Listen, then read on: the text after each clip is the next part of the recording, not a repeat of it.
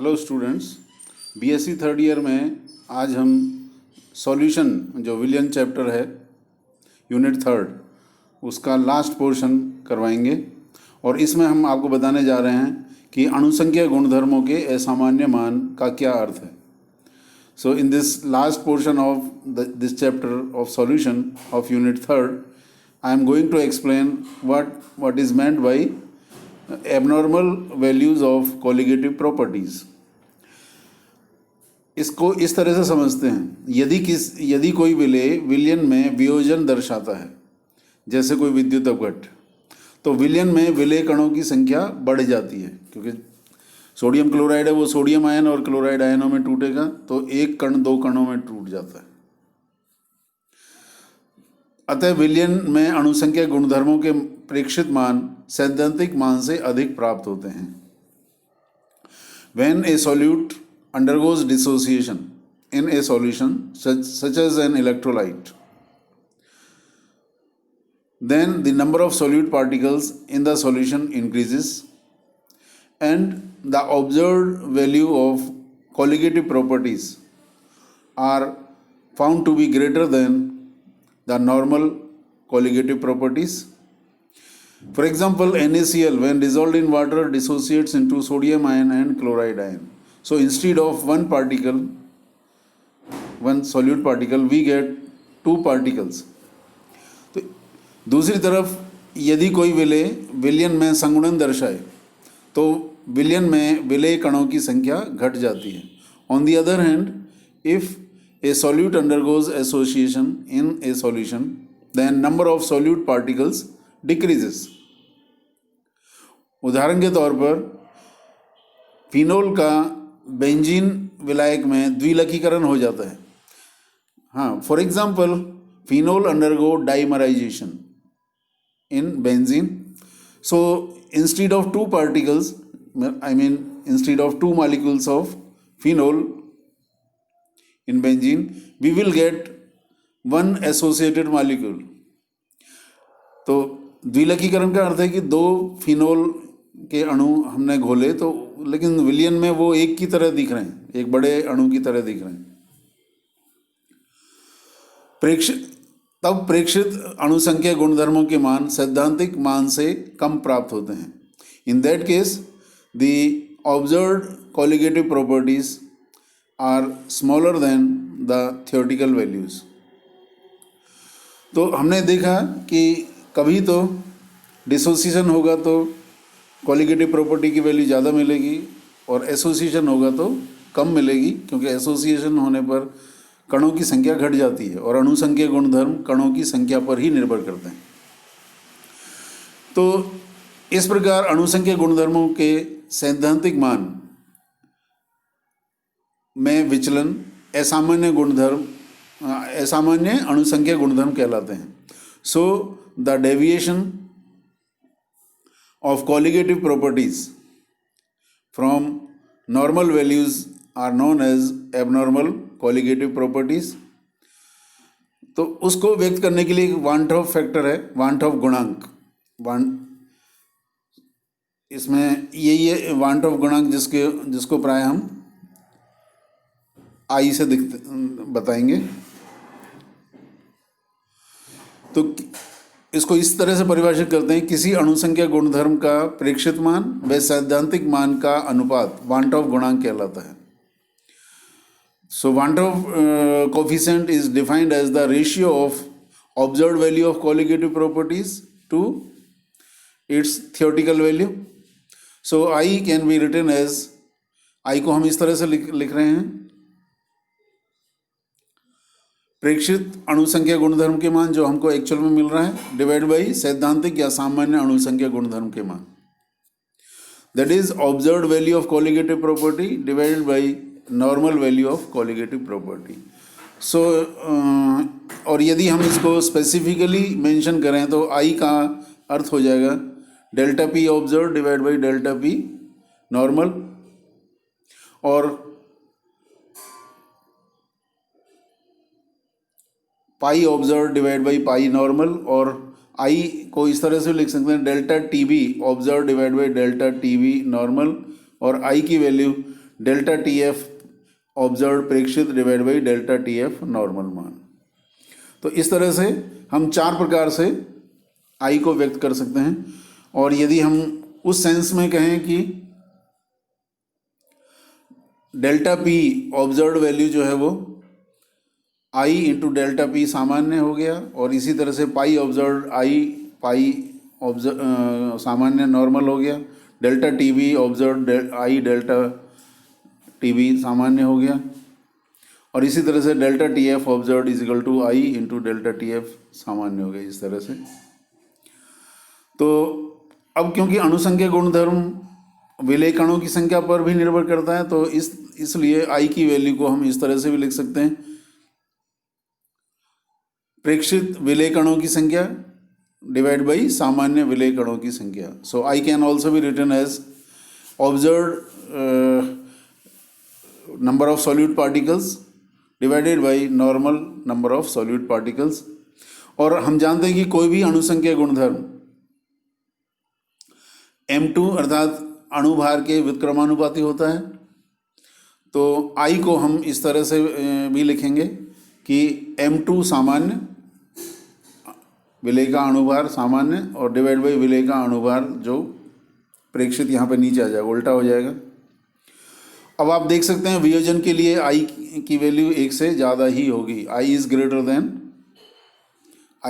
Then 1 dissociation के लिए, और संगुणन में आई की वैल्यू 1 से कम होगी। और यदि आई का मान 1 है तो इसका मतलब है वो सामान्य विलेय है। तो वान ऑफ फैक्टर को हम इस तरह से कोरिलेट करते हैं, सामान्य जैसे ग्लूकोज फ्रक्टोज जो डिसोसिएट नहीं होते एसोसिएट नहीं होते उसके लिए आई बराबर 1 रहता है, और संगुणन के लिए आई 1 से कम होगा, और वियोजन के लिए आई 1 से ज़्यादा होगा। अब हम इसको मैथमेटिकली भी इसमें थोड़ा छोटा सा डेरिवेशन कर लेते हैं कि मान लो विलियन में वियोजन दर्शाता है। सपोज एक फर्स्ट केस लेते हैं, when A solute undergoes dissociation in the solution. तो सॉल्यूट को हमने जनरलाइज करके AX BY लिखा हुआ है, जो X A कैटायन के दे रहा है और Y B के दे रहा है। और हमने ये मान लिया कि alpha is degree of dissociation, अर्थात अल्फा जो है वियोजन की मात्रा है। तो 1 मोल विलेय में हम कह सकते हैं कि 1 माइनस अल्फा मोल तो सामान्य विलेय के रह जाएंगे, 1 माइनस अल्फा मोल सामान्य के रह जाएंगे, और A प्लस एक्स अल्फा और B माइनस वाई अल्फा होगा। ये इसलिए x और y से मल्टीप्लाई किया गया है कि क्योंकि 1 मोल में से हम जान रहे हैं कि अल्फ़ा मोल A के और अल्फ़ा मोल ही B के मिल रहे हैं, क्योंकि अल्फ़ा डिग्री ऑफ डिसोसिएशन था। और क्योंकि एक अणु टूटने पर x आयन और y आयन मिल रहे हैं, तो इसलिए x और y से अल्फ़ा को मल्टीप्लाई करना पड़ा, तो A प्लस और B माइनस की वैल्यू इस तरह से मिल गई।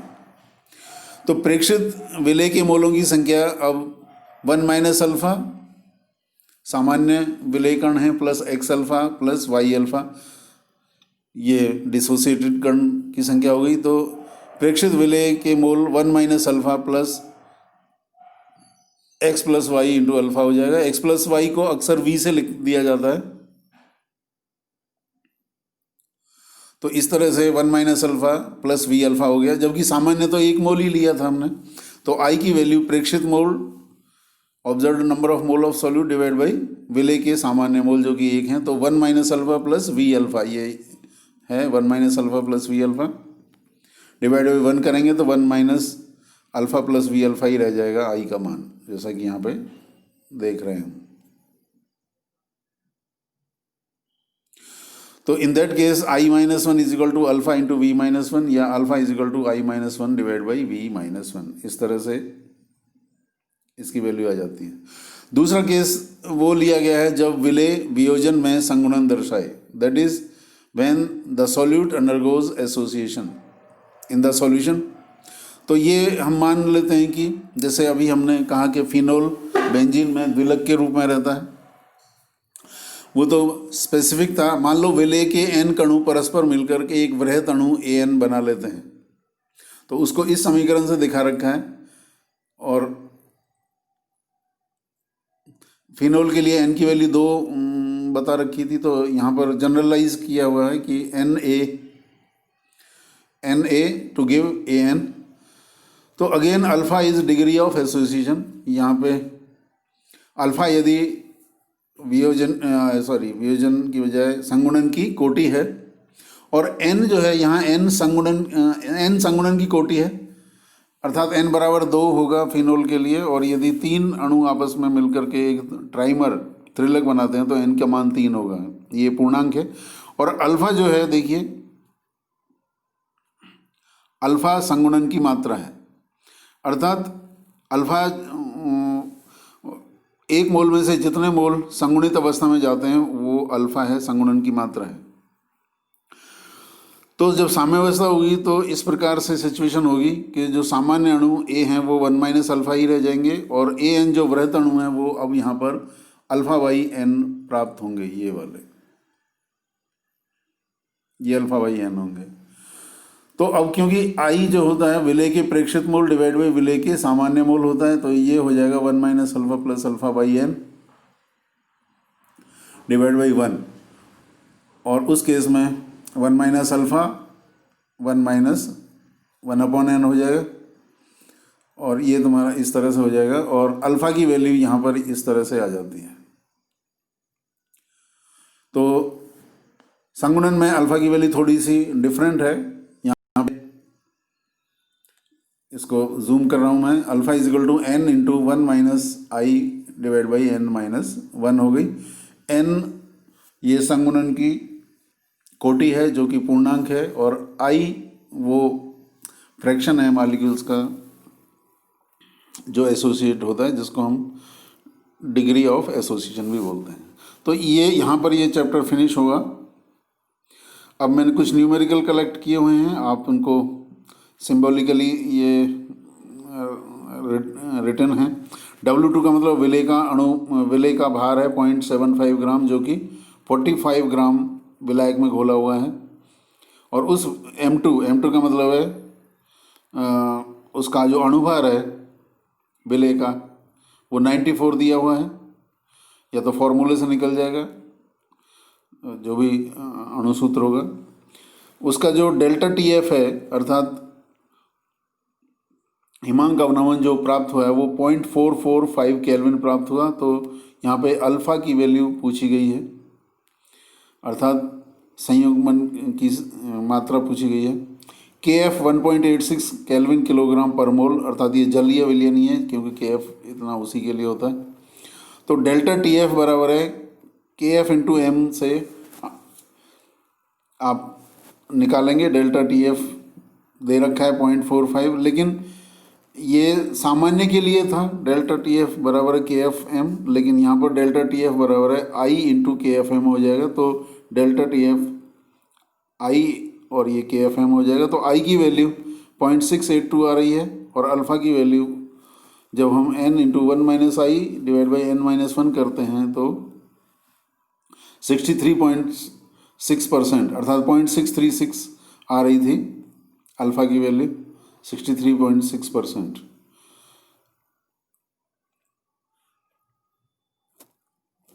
So that was all about it. बाकी आप इसमें से बहुत सारे हैं तो इनको देख सकते हैं, बहुत सारे इंटरेस्ट नहीं लेते हैं तो मैं I am not going into detail, but PDF में मैंने इनको दे दिया है, आप देखना चाहें तो देख सकते हैं। ठीक है, तो ये चैप्टर फिनिश होता है और इसी यूनिट का दूसरा चैप्टर फोटोकेमिस्ट्री हम आगे पढ़ेंगे।